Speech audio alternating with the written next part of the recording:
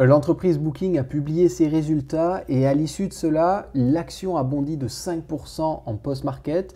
Et une fois qu'ils ont fait le conference call, ça a réduit et c'est plus en hausse de seulement 2%. Dans cette vidéo, le but c'est que tu comprennes pourquoi le marché a réagi de cette façon suite à l'annonce des résultats. Est-ce que ce sont des bons résultats? Quels sont les points également qui ne me plaisent pas trop sur cette entreprise et qui me font peut-être un peu douter sur le futur de celle-ci? Tu vas absolument tout découvrir dans cette vidéo. Donc la première chose à regarder, c'est comment ont évolué les réservations des nuitées. Et on peut voir que ça a augmenté de 9% sur l'année par rapport à 2023 et au dernier trimestre 2024 par rapport à 2023, ça a augmenté de 13%. On a la globalité des bookings, donc des réservations, que ce soit réservation de voitures, hôtels, etc., en croissance de 10% par rapport à l'année dernière, ce qui est excellent. Et un revenu, donc le chiffre d'affaires, qui lui, de son côté, a augmenté de 11% par rapport à 2023. Donc, excellent, ici aussi. Les net income, donc là, c'est les GAAP, EPS, on va regarder juste les adjusted. Ils sont à 23% de hausse, ce qui est excellent. C'est également dû au fait que Booking a un très très gros programme de rachat d'actions. On peut voir que là, on a encore un résumé. Les BNA, donc bénéfices par action, en hausse de 23%.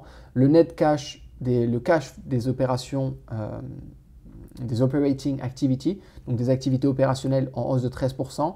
Le free cash flow en hausse de 13%, donc très bien. On peut voir aussi que les coûts ont baissé. Ils ont une belle discipline ici sur les coûts fixes, du moins. Donc les dépenses opérationnelles, elles ont baissé en tout de 10%. Et les dépenses opérationnelles fixes, celles qui sont nécessaires pour le fonctionnement et faire tourner, ont augmenté de 9%, soit une hausse plus basse que la croissance du revenu. C'est-à-dire qu'on a dépensé moins en opérationnel pour grossir plus vite, ce qui est excellent, ce qui fait qu'on a des marges qui augmentent. On peut voir que l'EBITDA margin en ajusté est à 33,8% par rapport à 30,6% le quatrième trimestre de 2023, donc c'est excellent. On peut voir par rapport au Stock Repurchase Program, donc ça c'est les rachats d'actions. Il y avait eu à peu près 7,7 milliards qui ont été rachetés en 2024. Il prévoit pour 2025, accrochez-vous bien, 20 milliards de dollars. Alors c'est up to 20 milliards. Je pense que déjà ce 7,7, ils le calculent parce qu'ils font ça avec, il y a 1,1 milliard je crois en dividendes et 6,6 qui est en rachat d'actions. Donc ce n'est pas exactement 7,7 milliards de rachat d'actions. Mais ça reste quand même très intéressant, surtout s'il monte à 20 milliards. Là où c'est intéressant, c'est que c'est surtout du rachat d'actions, ce n'est pas du dividende. On va avoir le dividende, ils ont dit qu'ils devraient l'augmenter plus ou moins de 10% pour l'année 2025. Là, ils payent 1,1 milliard en dividende, donc plus 10%, ça fait qu'ils paieront 1,2, 1,3 milliard plus ou moins. Et le reste, ce sera en rachat d'actions. Et ça, c'est quelque chose qu'on aime beaucoup parce que les rachats d'actions, il y a beaucoup moins de taxes. Et ça soutient vraiment la croissance du cours de l'action parce que globalement, le cours de l'action est corrélé aux bénéfices par action. Et donc, pour avoir des bénéfices par action, ça dépend du nombre d'actions en circulation et des bénéfices nets qui sont réalisés. Donc, si on a un bénéfice net, par exemple, qui augmente de 10%, mais qu'on a 10% d'actions en moins, ça fait une plus grosse croissance que si on avait eu que 10% de croissance du bénéfice. Si on regarde maintenant les points, il y a un point que je n'ai pas trop aimé, moi, c'est les revenus qui viennent des publicités, advertising and other revenue, qui n'ont pas vraiment augmenté. On a une petite hausse, mais très faible. Je trouve ça dommage et ce serait bien de comprendre pourquoi les revenus qui viennent des publicités faites sur les plateformes Booking ne sont pas plus conséquents et surtout n'ont pas plus de croissance parce que c'est quelque chose qui pourrait être intéressant de voir. Il y a des belles marges là-dessus. Mais sinon, on peut voir ce que j'aime beaucoup, c'est que les merchant revenue ont augmenté, mais drastiquement, de presque 40%. Et les agency revenue, eux, ont baissé, pareil, d'à peu près une petite dizaine de pourcents. C'est bien. On pourrait se dire, ah mais attends, les agency revenue baissent, c'est pas bien. Non, c'est très bien parce que ça veut dire qu'ils gagnent plus d'argent sur les merchant revenue. Le merchant revenue, c'est en gros, tu réserves ta chambre via Booking, tu payes à Booking et ensuite Booking envoie la commission à l'hôtel. Enfin, envoie ce qu'il lui doit à l'hôtel en gardant sa commission dessus.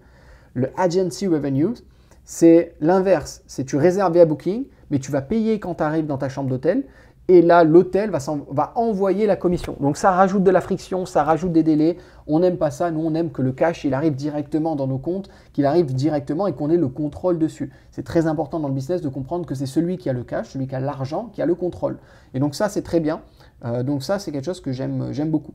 Et là, un truc qui est vraiment bien, c'est les operating income qui sont passés de 5 835 millions à 7 555 millions, soit des marges opérationnelles qui sont passées de 27% à 32%. Et ça, c'est exceptionnel. Ça, c'est vraiment très bon. Moi, je cherche des marges en général supérieures à 15-20%, marge opérationnelle. Là, on est au double. On est au double et en plus, c'est en croissance. Donc, le management est vraiment excellent là-dessus. Je crois que c'est à peu près tout. Voilà, la dernière chose, on en avait parlé, c'est le nombre d'actions qui ont été rachetées. On avait eu 10 milliards en 2023, là 6,5 milliards, donc c'est beaucoup moins qu'en 2023, sans doute parce que le prix de l'action avait un petit peu augmenté aussi. Et le dividende payé, on a eu 1,1 milliard. Donc là, les deux coupés, ça fait plus ou moins 7,7 milliards. Ok, à peu près, ça fait 6,680, donc on a arrondi à 7,7. Donc ça, c'est pas mal, mais effectivement, c'est moins que là. Mais ils ont prévu de doubler ça, enfin de quasiment le tripler, avec les 20 milliards qui ont été annoncés pour l'année 2025. Donc on va voir ce que ça donne, ok? On va voir ce que ça donne, où est-ce que c'est ici. 2025, les 20 milliards, on va voir ce que ça donne. Est-ce qu'ils vont être capables de les déployer? Parce que ça me paraît quand même élevé, même si Booking est connu pour ses rachats d'actions agressifs. J'avoue que ça me paraît peut-être un peu élevé, et surtout au prix actuel. Alors l'action me semble à un prix intéressant toujours, mais c'est vrai que ça me paraît un petit peu quand même élevé, 20 milliards, ok, surtout à ce prix-là. Peut-être que s'il y a une réduction ou un truc comme ça, là, je dirais, c'est génial, ils ont fait 20 milliards, ils y vont à fond, mais on va voir ce que ça donne. Il ne faudrait pas non plus qu'ils rachètent beaucoup d'actions à des prix trop élevés parce que c'est un peu brûler du cash pour rien. La raison maintenant qui fait que le cours d'action ne s'est pas envolé, il y en a deux.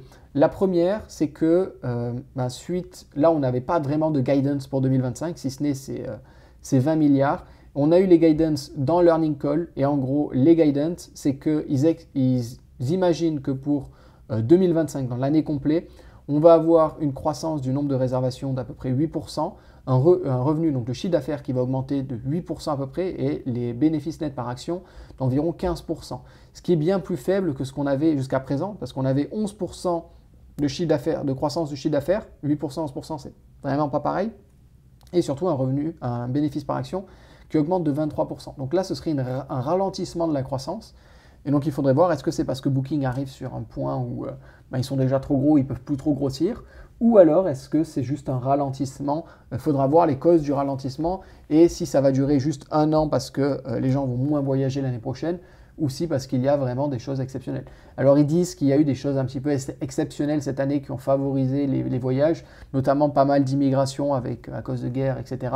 Et donc, il y a eu plus de réservations, mais à voir à quel point ça a vraiment, impacté. La seconde raison qui fait qu'on a eu, le marché ne réagit pas aussi bien, c'est parce qu'au cours des dernières semaines, le marché avait déjà très bien réagi, il avait augmenté de plus 5% il y a 2 semaines, il y a une semaine et demie, 2 semaines, quand un des concurrents de Booking, le groupe Expedia, a donné ses résultats et que c'était des résultats excellents, bien meilleurs que les attentes. Et donc, du fait que les résultats soient bien meilleurs que les attentes, tout le monde s'est dit, ok, vu qu'Expedia fait la même chose que Booking, Expedia est génial, a de très bons résultats, donc Booking va aussi avoir de très bons résultats. Donc c'était déjà plus ou moins pricé sur le prix, au marché, ok, sur le prix de l'action, ce qui fait qu'il y avait moins de marge pour grossir. Je trouve ça bien que ce ne soit pas en pré-market en baisse, ok, parce qu'on aurait pu, quand on voit la croissance entre guillemets faible, c'est pas faible, mais par rapport à l'année d'avant, qu'il y a moins de croissance qui est prévue, on aurait pu se dire que ça va taper un peu dans l'action. Ça tape pas dessus, mais donc ça montre qu'elle est quand même globalement à un prix elle n'est pas trop surévaluée, quoi. Et derrière, par contre, ça a déjà été pricé, donc il faut se dire que cette croissance était déjà prévue depuis l'annonce des résultats d'Expedia. Donc c'est comme si en tout, s'ils avaient annoncé les résultats en même temps qu'Expedia, on aurait probablement eu une croissance entre 5 et 6%. Donc voilà pour cette vidéo. Si tu as des questions sur Booking, dis-le moi en commentaire et pense à liker et t'abonner si cette vidéo t'a plu et que tu veux en recevoir plus comme ça.